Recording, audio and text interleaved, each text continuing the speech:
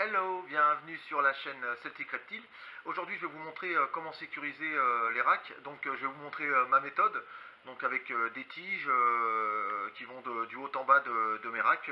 Donc je vous montre ça dans une petite vidéo tuto, et en même temps ça va être une vidéo sur mon cheptel. Donc je vais vous montrer à peu près comment qu'est-ce que j'ai comme serpent. Bon, j'ai été déjà montré sur une ou deux vidéos, mais bon voilà, vidéo de fin d'année, donc je vous montre ça, donc mes serpents, les racks, les terras et ainsi de suite. Voilà, à tout de suite.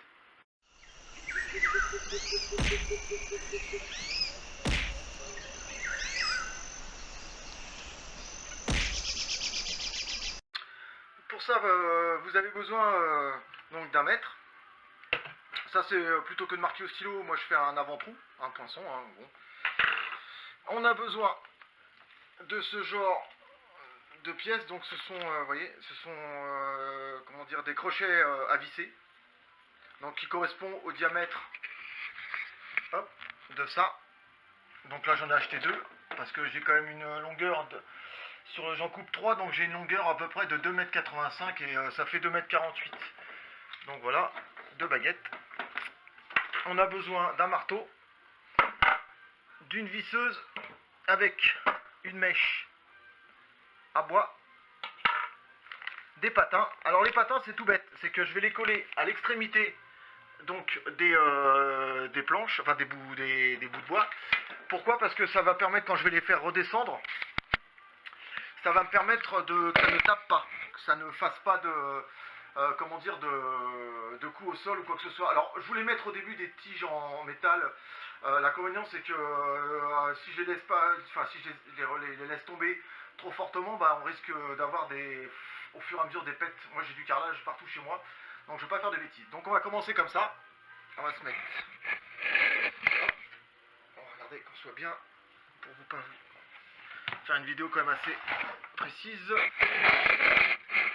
Donc ce qu'on va faire déjà, on va faire un trou ici. Donc on prend la moitié. Donc là on a, on va prendre dans l'autre sens, ce sera plus simple. Donc là on a 81,5, donc la moitié de 81,5. Ça fait 45,75. 40,75, donc 40,75.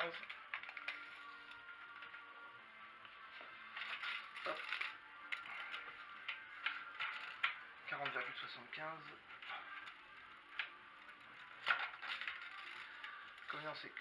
Hop. C'est plus simple si je le... Voilà. Donc 40,75.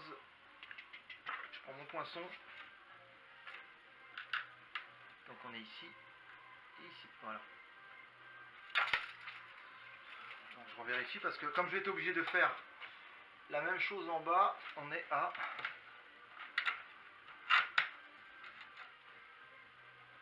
« 40,70, donc c'est bon. Donc ce que je vais faire, moi, je fais un avant-trou. Voilà, toujours doucement, pour éviter d'éclater le bois. Donc là, on est sur du laminé de 18 mm. Hop. On met la mèche à bois.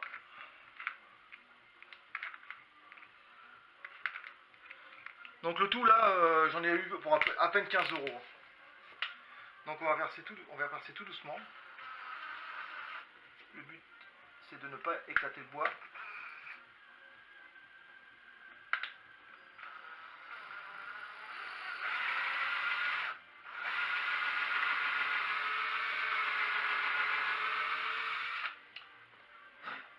Voilà. On va prendre les crochets à visser. Ah, d'accord, on va même pas l'ouvrir. Ah bah si.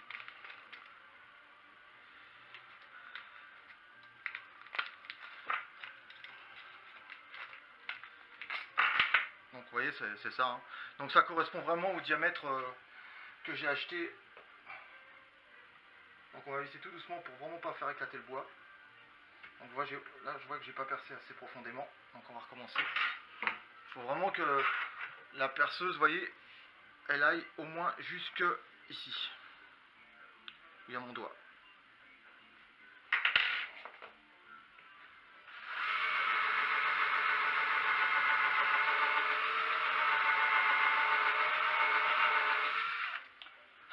Donc c'est pas grave d'aller jusqu'au bout. Pourquoi? Parce que comme le diamètre est un peu plus gros que ce que j'ai fait avec la perceuse, donc ça c'est pas embêtant.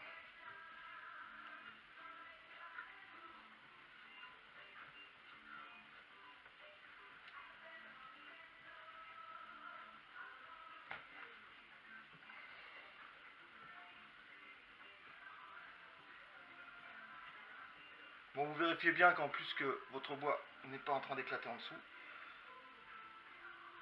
Voilà. Donc là on a le premier qui est vissé jusqu'en bas, jusqu'en haut. Donc on va faire la même chose en bas. Hop. Alors soit vous le mettez ici, soit vous le mettez là. Donc moi je vais le mettre ici parce que c'est quand même plus, je dirais, il y a moins de, entre les deux anneaux il y a moins de résistance. Donc même si je vais pas le mettre ici, ouais, je crois que je vais le mettre ici. Pourquoi? Parce que ça permettra d'avoir une plus grande résistance au niveau du bois. Donc on est à dit 40-70. Hop, viens là toi. On va se mettre. Donc voilà, je vais me mettre plutôt. On va pouvoir voir. Je vais me mettre plutôt sur celui-ci, qui n'est pas tout en bas, donc ça me permet d'avoir quelque chose de un peu plus costaud. Le principal c'est que ça soit quand même assez rigide.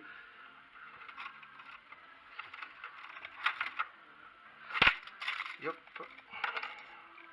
Donc on va réduire au minimum le mètre. C'est plus facile à faire quand les planches sont découpées, mais bon. Je m'en suis rendu compte après.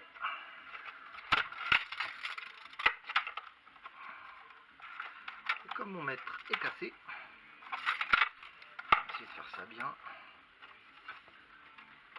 40-70. Voilà. Pareil, on se met au milieu. Voilà.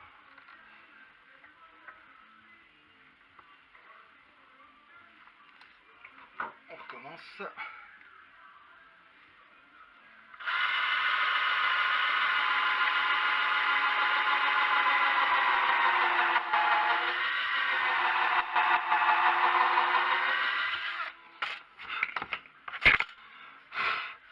Voilà. Donc on passera à l'aspirateur après. Donc la même chose, mon deuxième crochet.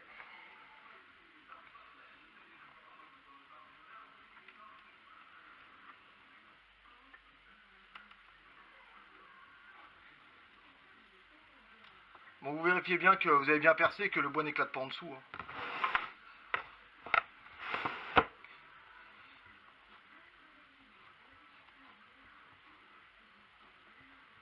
Donc si vous avez du mal à tourner, vous avez un peu moins de force dans les mains, bah vous prenez un tournevis. Ou alors une clé, et que vous mettez en embout ici, et vous tournez, comme une manivelle.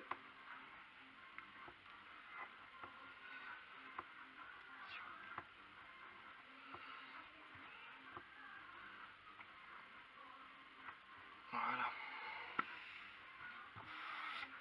Donc je vous ramène les planches et je vous dis à tout de suite, les tasseaux. Hop. Donc, on a coupé le tasseau. Donc on l'a coupé à la hauteur. Donc là j'ai 105, hein, j'ai fait 107, 110 à peu près. Donc là on fait.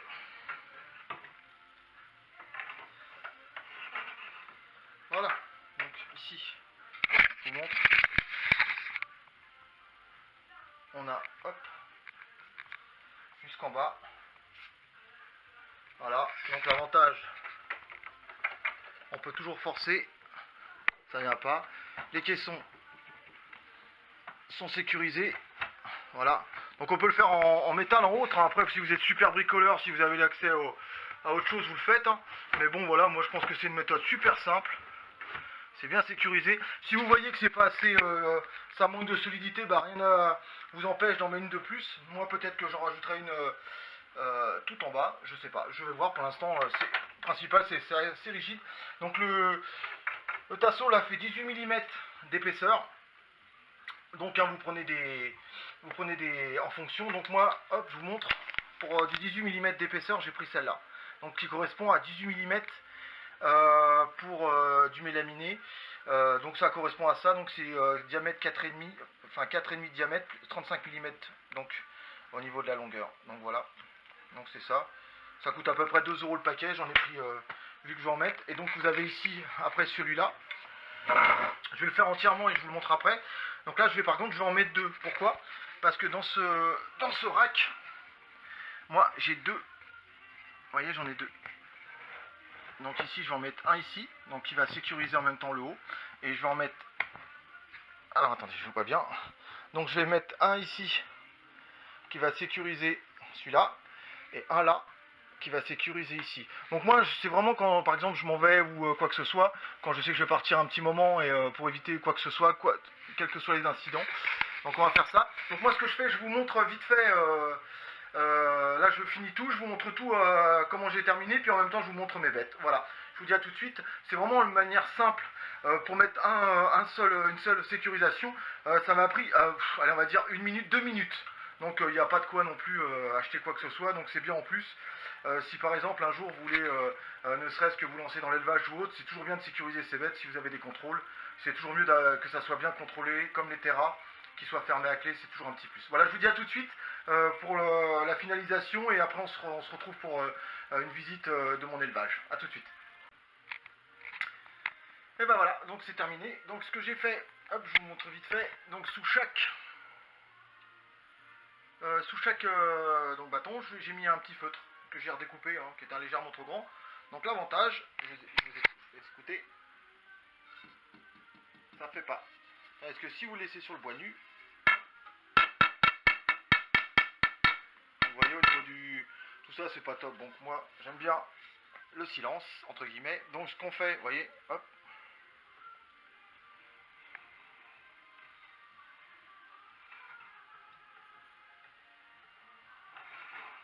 Et voilà. Donc là, on en a une ici, et comme je vous ai expliqué, eh bien, écoutez, j'en ai mis deux. Donc on en a deux là. Donc ce qui veut dire, c'est que, vous voyez, vu l'ensemble, hein, c'est entièrement sécurisé. Donc on a les doubles bacs, voilà, enfin le simple bac et les doubles bacs. Donc on peut vraiment rien faire. Vous avez la possibilité aussi, donc vous voyez pareil sur les feutres, pareil. Donc moi j'ai rajouté 5 cm de chaque côté, de chaque hauteur. Comme ça je peux les prendre à la main tranquillement. Voilà, donc c'est quand même un petit plus. C'est plus sécurisé, donc c'est quand même mieux. Et donc là, bon, maintenant ce qu'on va faire, c'est que je vais vous préparer. Hop, on va passer aux présentations des bébêtes. Donc hop, on enlève la sécurité. Donc je vous dis, hein, pour moins de 15 €, moi je suis allé dans un magasin spécialisé, donc c'est un petit peu plus cher. Mais hop, pour moins de 15 €, bah, je pense que largement vous pouvez faire ça. Et peut-être même en mieux, donc il n'y a pas de raison que vous le fassiez pas, parce que je pense que c'est important. Certains font des crochets par bac, ce qui est intéressant. Bah, de toute façon, dans chaque vidéo, que ça soit sur les autres chaînes YouTube, vous verrez, ils ont chacun leur petit système. Donc moi c'est celui que j'ai adopté. Donc tout le monde a un bon petit système. Le principal c'est de sécuriser ces bacs. Voilà, donc je vous montre, hop.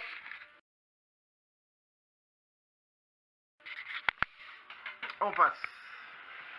Ici donc on a la femelle calico. Donc c'est du low white. Alors tout le monde dit ouais mais la tienne elle est pas comme les autres en photo. Bah oui, parce qu'en photo non seulement on vous montre les plus belles, ce qui est normal, mais en plus on vous montre souvent des photos où la plupart sont comment dire retouchées, sont souvent retouchées. Donc voilà, là je vous montre. Donc c'est une femelle qui fait plus de 2 kg. Et là vous avez le petit mâle puter qui fait à peu près là on est à presque 780 grammes.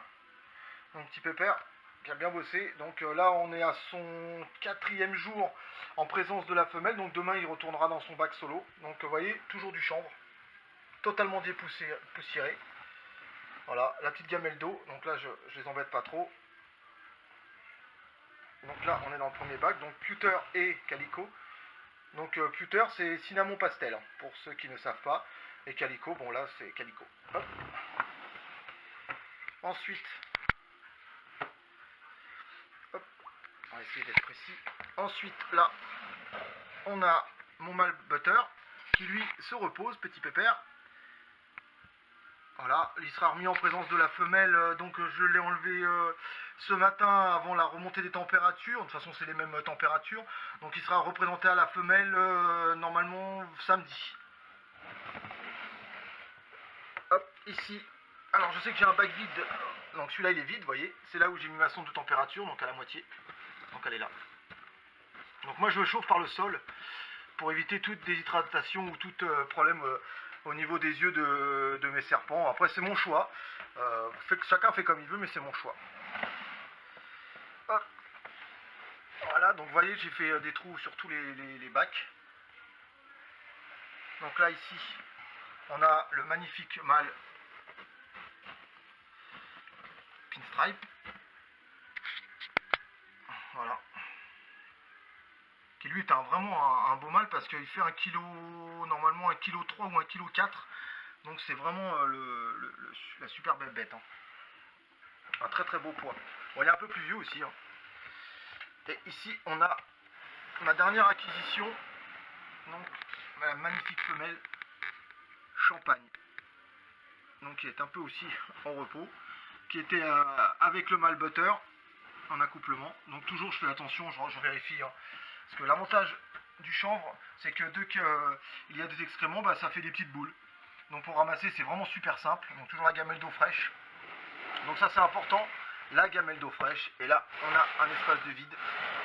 Donc important, la gamelle d'eau fraîche, hein, tous les jours, voire tous les 2 jours, à la changer rapidement. Donc vous voyez, on sécurise tout de suite derrière.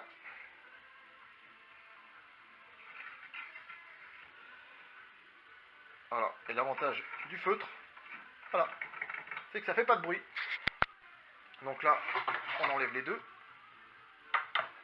Ah, c'est sûr que ça peut être un petit peu plus fastidieux d'enlever, de remettre. Mais bon, au moins, on peut partir sereinement. Même 1 semaine, 10 jours, 15 jours en vacances, voire 3 semaines. Il suffit que vos bêtes aient de l'eau. Donc là, on a ma femelle Moyave. Alors appareil agressif comme ça, mais alors c'est une patte. Tous mes serpents sont habitués à la manipulation. Certains sont un petit peu plus craintifs que d'autres, mais je n'ai pas du tout de morsure, car il y a la confiance du soigneur. Voilà. Dans le suivant, on a la femelle Champagne. Ah bah vous voyez comme quoi. Malgré que ça a été fait ce matin. Donc ici on a une femelle pastel. Donc avec des superbes dessins, patterns. Donc franchement c'était un coup de cœur. L'éleveur en avait beaucoup et c'est vraiment un coup de cœur. Elle sortait vraiment du lot par rapport au pattern. Donc le pattern c'est le dessin. Hop, ici on a le plus petit modèle qui existe dans ma collection. Donc le mâle Enchi, qui a bien grossi depuis la dernière vidéo parce que il a pris plus de 120 grammes. Donc je l'embête pas trop. Donc c'est un rapide tour de mon cheptel. Hop, ici on a le magnifique mâle Black Pastel qui lui par la suite, lorsqu'il sera en état de se reproduire, en âge de se reproduire, j'ai vraiment de bons combos à faire avec lui. Non, déjà avec la femelle Champagne et avec la femelle Moyave. Voilà. Et ma superbe femelle Spider Het Pied de Ball. Donc là on a une femelle qui est très prometteuse. Pourquoi? Parce que je pense l'année prochaine acquérir un mâle Pied de Ball pour la génétique, hein, pour tout ce qui est récessif, hein, donc c'est toujours mieux d'avoir un mâle Pied de Ball plutôt que mettre du Het et du Het. Pour éviter d'avoir du ressorti 66%. Là on est quand même, on a plus de chance de son côté si on achète du Het. Pas du Het mais du Pied de Ball. Voilà, donc après savoir quel gène je prendrai, je pense que je prendrai, si je trouve un pastel pied de boule pour faire du Bumblebee pied de boule, enfin à voir. Donc tout dépend, après tout dépend, la génétique comme je l'ai déjà dit n'est pas une science exacte. Donc là vous voyez, la sonde de température est ici, donc j'ai encore 1, 2 et 3 bacs de vide, donc c'est quand même encore un peu de place, et en grand il m'en reste un pour si je trouve ma future acquisition. Hop, on remet les sécurités. Yep. Donc vous voyez, hein, c'est pas non plus un énorme budget, mais bon, je pense que faire ces racks soi-même, c'est un petit plus. Donc là, on est sur les Terra donc 220, j'avais déjà expliqué. Hein. Donc là, je vais pas embêter ceux du bas parce que hier, j'ai déjà filmé. Donc ici, on a le mâle, donc avec 2 branches que j'avais traitées et asséchées. Donc moi, je ne traite jamais mes branches à l'eau de javel. Pourquoi? Parce que l'eau de javel, même si vous les rincez très bien, tôt ou tard, en séchant, l'eau de javel, il y a des émanations d'eau de javel et ça peut être très toxique pour vos bêtes. Donc là, il est là. La tête, on ne sait pas où elle est. Comme dirait, allez où la tête, allez où le cucu. Voilà, donc là, hop, on est ici. Donc là, c'est éteint parce que la lumière du jour suffit amplement. Je les allume la nuit, c'est vraiment par côté esthétisme. Et je voulais juste montrer, une abonnée m'avait demandé sur ma page Facebook, je crois. Donc vous voyez, tous mes tapis chauffants sont protégés par du plexi.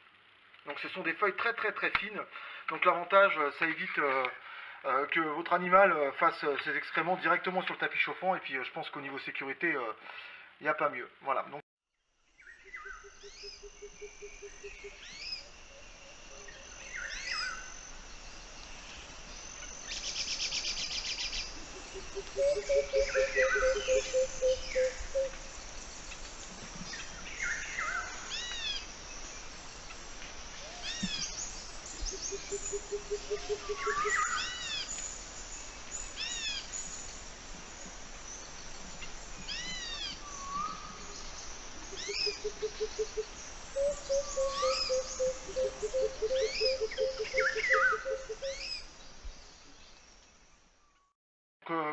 ça c'est d'extérieur.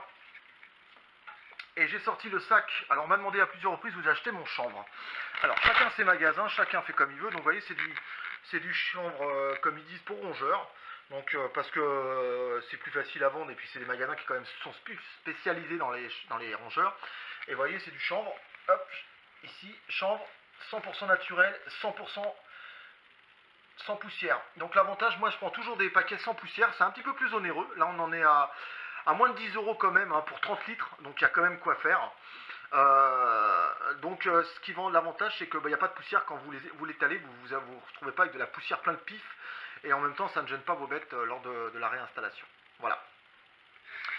Voilà pour vous. Écoutez, c'est une petite vidéo très simple et pour finir cette fin d'année. Donc je voulais surtout vous remercier de votre soutien, des messages assez sympathiques que j'ai sur ma page Facebook et du soutien que j'ai ou pas sur ma chaîne YouTube. Hein. N'hésitez pas à me mettre des petits pouces bleus, à partager mes vidéos surtout, hein, c'est pour moi important parce que ça me permet de faire connaître. Et si vraiment ça vous plaît, vous abonner et d'en parler autour de vous, c'est toujours sympa.